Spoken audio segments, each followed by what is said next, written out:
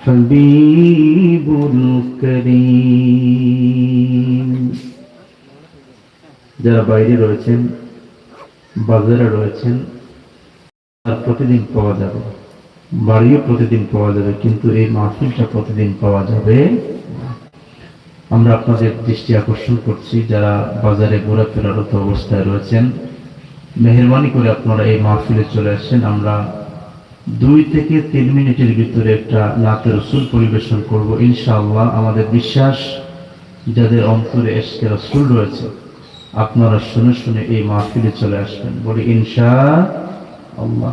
সবাই আমার সাথে মহব্বতে একটু বলেন, ভালোবাসার জায়গা মদিনা, ভালো লাগার জায়গা মদিনা। বলেন ভালোবাসার জায়গা মদিনা, ভালো লাগার জায়গা মদিনা। জুড়ে ভালোবাসার জায়গা মদিনা, ভালো লাগার জায়গা। এমন সুন্দর জায়গা কোথাও পাবে না, এমন সুন্দর জায়গা কোথাও পাবে না।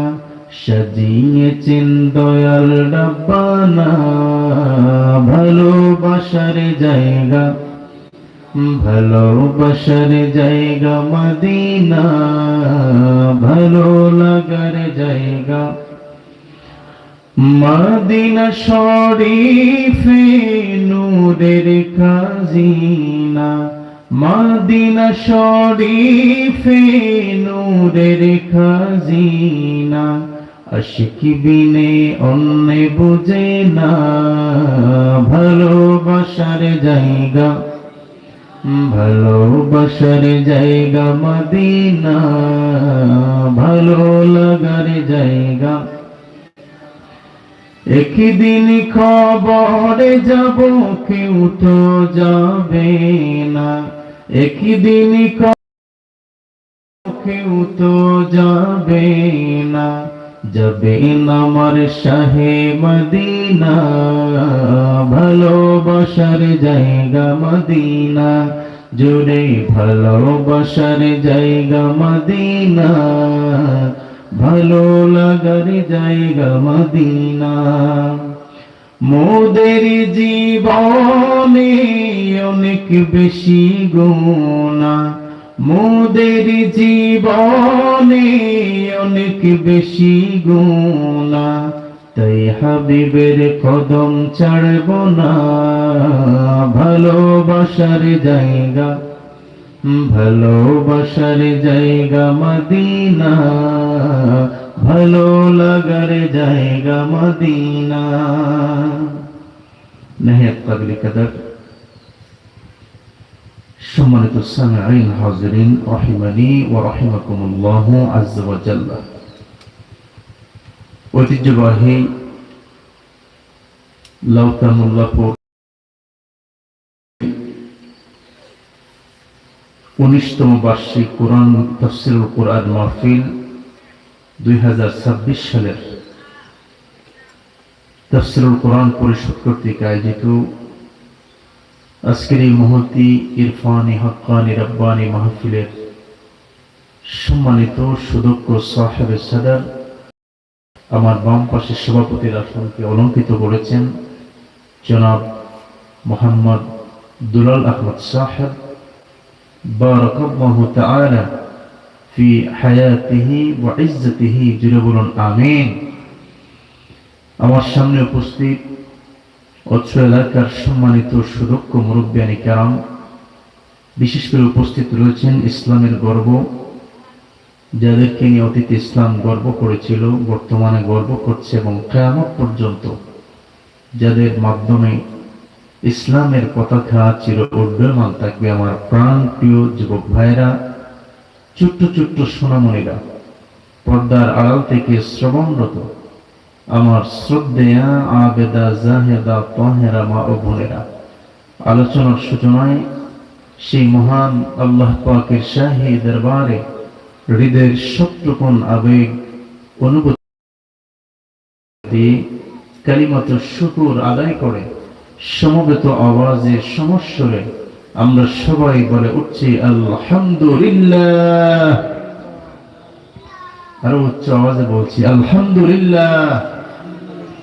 লক্ষ কোটি দুরূদ ও সালামের নাজরানা পেশ করছি আল্লাহ পাকের পেয়ারা হাবিব, হাবিবে মুকাররম, নূরে মুজাসসাম, তাজদারে আম্বিয়া, তাজদারে রিসালাত, তাজদারে শাফাআত, তাজদারে নবুওয়াত, আকায়ে নামদার, সুলতানে মদিনা, হুজুরে আকরাম মুহাম্মদুর রাসূলুল্লাহ সবাই পড়ি সাল্লাল্লাহু আলাইহি ওয়াসাল্লামের পবিত্র নূরানী রওদায়ে আতহারের মধ্যে বলুন আমিন। তার সাথে সাথে আমি আপনাদের কৃতজ্ঞতা প্রকাশ করছি যারা এই বয়ানটার সময়ে এবং আজকের এই প্রতিকূল আবহাওয়াকে উপেক্ষা করে যারা এই মাহফিলে এসেছেন, বসেছেন, আসবেন। আল্লাহ পাক যেন আমাদের প্রত্যেকের এই হাজিরিকে ওনার শাহী দরবারে কবুল করে পরকালে রাহমাতুল্লাহের শাফাআত দ্বারা যেন আমাদের জীবনকে ধন্য করেন বলুন আমিন। সম্মানিত হাজিরিন, আলোচনার সূচনায় আমরা আল্লাহ পাকের প্রশংসা করলাম। আল্লাহর প্রশংসা করলে আল্লাহ খুশি হন না নারাজ হন? একটু কথা বলেন, আপনারা খুশি হন? তো আমরা শুধুমাত্র জীবনের অনুকূল পরিবেশে আল্লাহ পাকের প্রশংসা শুধুমাত্র আমরা করব না। আমরা যেরকম অনুকূল পরিবেশে আল্লাহ পাকের প্রশংসা করব, ঠিক সেইভাবে প্রতিকূল পরিবেশেও আমরা কার শুকরিয়া আদায় করবো? একটু আওয়াজ দিয়ে বলেন, আল্লাহ পাকের শুকরিয়া আদায় করব। কিন্তু বাস্তবতা হলো এর বিপরীত। বাজারে প্রচুর মানুষ, চাইলে ওনারা আসতে পারতেন, কথা কোন ঠিক কিনা? কিন্তু আমরা সুখের দিনে আল্লাহকে ভুলে যাই, দুঃখের দিনে আমরা আল্লাহকে মনে করি। আর বর্তমান সময়টা এমন হয়েছে, চা থেকে পেয়ালা গরম, মাহফিল থেকে বাজার গরম, বাস থেকে সিংলা গরম, কথা কোন ঠিক কিনা? যাই হোক, আমার পূর্বে চমৎকার আলোচনা করেছেন আপনাদের সবার সুপরিচিত সুন্নি জনতা বেদের স্পন্দন হযরত মাওলানা মুফতি উসমান গনি সালেহ সাহেব। আল্লাহ পাক যেন হুজুরের আলোচনা মোতাবেক আমাদেরকে আমল করার তৌফিক দান করেন, জুড়ে বলুন আমিন। তো সম্মানিত হাজিরিন, আজকের এই মাহফিলে বসতে লাভ নাকি বাজারে গেলে লাভ? একটু আওয়াজ দেন। মাহফিলে বসতে লাভ, কারণ আগামীকালকে তো বাজার থাকবে, বাজারের দোকানপাটও থাকবে, ব্যবসায়ীরাও থাকবে, সব থাকবে আগামীকালকে। শুধু থাকবে নাকি আজকের এই তাফসীরের? এই যে আপনারা বসেছেন, আপনারা বিলিভ করেন কিয়ামতের কঠিন ময়দানে এই জমিনটা আপনাদের পক্ষে সাক্ষী দিবে, জুড়ে বলুন সুবহানাল্লাহ। এই যে জামানটা, এটা আপনাদের পক্ষে সাক্ষী দিবে যে একজন মানুষ আর একজন মানুষকে এখানে পার্টিসিপেট করতে আপনি দেখেছেন। ওই মানুষ আপনার সাক্ষী হয়ে গেল, কিয়ামতের ময়দানে বলবে, রব আমি দেখেছি ওই মানুষটা কোরআনুল কারীমের বাগানের মধ্যে বসে আপনার কোরআনের কথাগুলো শুনেছেন, যারা বলুন সুবহানাল্লাহ। এজন্য সহিহ বুখারীর মধ্যে একটা হাদিস এসেছে, আমরা যারা মাহফিলে আসি, মাহফিলে বসি, আল্লাহ পাকের জিকির করি, আমাদেরকে মনিটরিং করার জন্য আল্লাহ পাক স্পেশাল ফোর্স, একদল ফেরেশতা তিনি পৃথিবীর মধ্যে নাজিল করেন, যারা বলুন সুবহানাল্লাহ। এদের অন্য কোনো কাজ নাই। এই ফেরেশতাদের শুধুমাত্র কাজ হলো কোন জায়গায় আল্লাহর বান্দাগুলা বসে আল্লাহ পাককে স্মরণ করে, আল্লাহর প্রশংসা করে, আল্লাহর মহাত্মতা ঘোষণা করে, আল্লাহর শ্রেষ্ঠত্ব বর্ণনা করে, এই মাহফিলটা তালাশ করাই হচ্ছে তাদের এক নম্বর কাজ। তো এগুলো শুনতে আমাদের কাছে কিচ্ছা মনে হয়, কিন্তু আকল কি পাস জবাব নেই, ईमान के पास जवाब है। जब हो जाएगा ईमान जवाब देता है। আমরা যখন আমাদের কোনো কোয়েকশনে যখন আমাদের আনসারটা লাজবাব হয়ে যায় বাস্তবতার সাথে, তখন আমরা আমাদের ঈমান দিয়ে আমরা জবাব দেই, কথা কোন ঠিক না? তো আমাদের ঈমানি জবাব হচ্ছে এখানে ফেরেশতা আছেন কিনা, একটু আওয়াজ দিয়ে আছেন কি নাই? আল্লাহ নবী বলেন, ইন্না লিল্লাহি মালাইকাতান ইয়ালতামিসুনা আহলাল যিকর। রাসূল করিম সাল্লাল্লাহু আলাইহি ওয়াসাল্লাম বলেন, মহান রব্বুল আলামিন একদম স্পেশাল ফেরেশতা আল্লাহ পাক নির্বাচিত করেছেন পৃথিবীর মধ্যে, যে জায়গার মধ্যে আহলুল জিকির, তো অনেকগুলো বান্দা একত্রিত হয়ে বসে আল্লাহ পাকের জিকির করে, আল্লাহ পাকের প্রশংসা করে, ওই মজলিসটা তালাশ করাই হলো তাদের প্রধান কাজ। জুড়ে বলুন সুবহানাল্লাহ। ওই ফেরেশতাগুলো জিকিরের বাগানকে তারা তালাশ করেন। তালাশ করতে করতে যখন তারা এরকম জিক্রুল্লাহর একটা বাগান পেয়ে যায়, আল্লাহ পাকের প্রশংসার একটা বাগান যখন তারা পেয়ে যায়, একজন ফেরেশতাকে আহ্বান করে বলে, আসো আমরা আমাদের উদ্দেশ্য বাস্তবায়ন করার জন্য আমরা একটা জিক্রুল্লাহর বাগান পেয়েছি। যেটা বলুন সুবহানাল্লাহ। তো আমরা অনেক সময় শুনি যে ঐক্যবদ্ধ হয়ে, আহালবদ্ধ হয়ে জিকির করলে অনেকে বেদাত বলেন, কিন্তু সহিহ বুখারীর বর্ণনা, নবীজি বলেন একত্রিত হয়ে জিকির করলে ওই বাগানকে আল্লাহ ফেরেশতারা তালাশ করে। যেটা বলুন সুবহানাল্লাহ। ওই ফেরেশতারা ওই জিক্রুল্লাহর বাগানের মধ্যে চলে আসেন। আসার পরে তারা আমাদেরকে মহব্বত করে, আমাদেরকে ভালোবেসে, যারা আল্লাহ পাকের জিকির করেন, আল্লাহ পাকের ফিকির করেন, রবের প্রশংসা যারা করেন, তাদেরকে আল্লাহর রহমতের ফেরেশতারা বড্ড পছন্দ করেন। ওই ফেরেশতারা তাদের মাথার উপরে নুরানি পাখাগুলো একজন আরেকজনের উপরে তারা বিছিয়ে দেওয়া শুরু করেন। একজন ফেরেশতার উপরে, একজন ফেরেশতা আরেকজন ফেরেশতার উপরে। আমাদের মাথার উপরে যখন নুরানি দানাগুলো রেখে দেন, ওই বান্দার কলবের মধ্যে তখন সুকুন পয়দা হয়ে যায়। বলুন সুবহানাল্লাহ। দেখবেন বাড়িতে আপনি দুইটা ঘুমের ট্যাবলেট খেয়ে আপনার ঘুম লাগে না, এরকম মানুষ আছে কিনা একটু আওয়াজ দিয়ে বলেন। যে আপনি মসজিদের মধ্যে গেলেন, তো মসজিদে যাওয়ার পরে ইমাম সাহেব যখন খুতবা দিচ্ছেন, মুসল্লি এমন ঘুম দিছে অথচ ছুটে গেছে, কথা তো ঠিকই না? তো প্রশ্ন হলো, বাড়িতে ঘুমের ট্যাবলেট খাওয়ার পরেও আপনার ঘুম আসে নাই, মসজিদে গেলে আপনার ঘুম আসে, তার কারণ কি? কারণ আপনি যখন মসজিদের মধ্যে চলে গেলেন, মাহফিলে আপনি চলে আসলেন, আপনার উপরে আল্লাহ পাকের পক্ষ থেকে রহমত বর্ষণ হচ্ছে। যদি বলুন সুবহানাল্লাহ। আর মুমিনের জন্য আল্লাহ পাক শান্তির দাবি বাড়ি রাখেন না। আমাদের একটা মিসকনসেপশন, সেটা হলো কি জানেন? আমরা মনে করি যাদের দামি একটা বাড়ি আছে তিনি মনে হয় খুব শান্তিতে আছেন। এটা মিসকনসেপশন, ভুল ধারণা আমাদের। যার দামি একটা গাড়ি আছে উনি মনে হয় খুব শান্তিতে জীবন যাপন করেন, ভুল কথা। আল্লাহ পাক বলেন, আলা বিযিক্রিল্লাহি তাতমাইন্নুল কুলুব। আল্লাহ পাক বলেন, মুমিন, আমি আল্লাহ পাক শান্তি দামি গাড়িতে রাখি নাই, শান্তি দামি বাড়িতে রাখি নাই, আমি আল্লাহ পাক শান্তি রেখে দিয়েছি আমার জিকিরের মধ্যে। জুড়ে বলুন না সুবহানাল্লাহ। তো দেখবেন মুসল্লি পুরো ঘুম দেয়, ওয়াজের বাইরে গেলে ঘুম আসে না, মাহফিলে ঢুকলেই ঘুম চলে আসে, কথা কোন ঠিক কিনা? কারণ ওই সময় কি নাজিল হয়? একটা আওয়াজে বলেন আল্লাহ পক্ষ থেকে রহমত নাজিল। তো ফেরেশতারা আমাদের মাথার উপরে পাকা রাখতে রাখতে পৃথিবীর প্রথম আসমান পর্যন্ত তারা চলে যায়।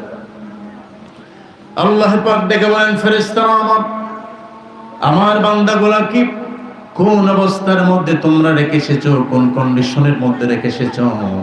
ফেরেশতা বলে, রব্বুল আলামিন ইউসাব্বিহুনাক ওয়া ইউকাব্বিরুনাক ওয়া ইয়াহমাদুনাক ওয়া ইউমাজ্জিদুনাক। আল্লাহ আপনার বান্দাগুলা কি আপনার প্রশংসারত অবস্থায়, আপনার মহাত্মতা ঘোষণা অবস্থায়, আপনার শুকরিয়া আদায় অবস্থায় আমরা আপনার বান্দাগুলাকে রেখে এসেছি। জুড়ে বলুন সুবহানাল্লাহ। আল্লাহ পাক বলেন, ফেরেশতারা শোনো, আমার বান্দা যে আমার জিকির করে, আমার প্রশংসা করে, হাল রাআউনি, বান্দা কি আমি আল্লাহকে একটা নজর দেখেছে? জুড়ে বলুন সুবহানাল্লাহ। বলেন তো, আমরা কি আল্লাহকে দেখে জিকির করি না আল্লাহকে না দেখে জিকির করি? একটা আওয়াজ দেন। আল্লাহকে না দেখে জিকির করি, কারণ আমাদের নবী বলেছেন আল্লাহ আছেন, আমরা বিলিভ করেছি, এর মধ্যে কোনো সন্দেহ নাই। কারণ আল্লাহ যে আছেন এর শাহিদ হচ্ছেন, এর সাক্ষ্যদাতা হচ্ছেন নবী মুহাম্মদুর রাসূলুল্লাহ সাল্লাল্লাহু আলাইহি ওয়াসাল্লাম। এজন্য আল্লাহর পাক পবিত্র কোরআনুল কারীমের মধ্যে বলেন, ইয়া আইয়ুহান নাবিয়্যু ইন্না আরসালনাকা শাহিদান ওয়া মুবাশশিরান ونذيرا وداعيا إلى الله بإذنه وسراجا منيرا الله أكبر আল্লাহ পাক বললেন নবী আমার আমি আপনাকে পৃথিবীর মধ্যে প্রেরণ করলাম শাহেদ হিসেবে কিসের শাহেদ শাহেদ শব্দের অর্থ হলো সাক্ষ্যদাতা আল্লাহ পাক বলেন নবী আপনাকে শাহেদ হিসেবে পৃথিবীর মধ্যে পাঠালাম আপনি হলেন আল্লাহর শাহেদ আমার নবী হলেন জান্নাতের শাহেদ আমার নবী হলেন জাহান্নামের শাহেদ আমার নবী হলেন ফেরেশতাদের শাহেদ আমার নবী হলেন কোরআনুল কারীমের শাহেদ আমার নবী হলেন কিয়ামতের কঠিন ময়দানে সমস্ত উম্মতের শাহিদ জুড়ে বলুন সুবহানাল্লাহ তো আল্লাহ বলেন তারা কি আমি আল্লাহকে দেখেছে ফেরেশতা বলেন লা ওয়াল্লাহি আল্লাহ আপনার কসম করে বলি না তারা আপনাকে দেখে না তো আল্লাহ পাক বলেন আমাকে না দেখে বান্দা মাহফিল করে আমাকে না দেখে বান্দা তেলাওয়াত করে আমাকে না দেখে বান্দা তাহাজ্জুদ করে আমাকে না দেখে বান্দা রোজা রাখে আমাকে না দেখে বান্দা জিকির করে আমাকে না দেখে বান্দা ফিকির করে ওয়া কাইফা লাউ রাআউনি যদি আমার বান্দা আমাকে একটা নজর দেখে তাহলে কি করবে জোরে বলুন না সুবহানাল্লাহ ফেরেশতারা বলে রব্বুল আলামিন আপনাকে না দেখি আপনার বান্দা যেরকম আপনার জিকিরি করে আপনার পবিত্রতা ঘোষণা করে না ওই বান্দা যদি একটা নজর আপনার সৌন্দর্য দেখে তাহলে বান্দা জীবনে কোনোদিন ইবাদত থেকে বান্দা উদাসীন হবে না জোরে বলুন সুবহানাল্লাহ এজন্য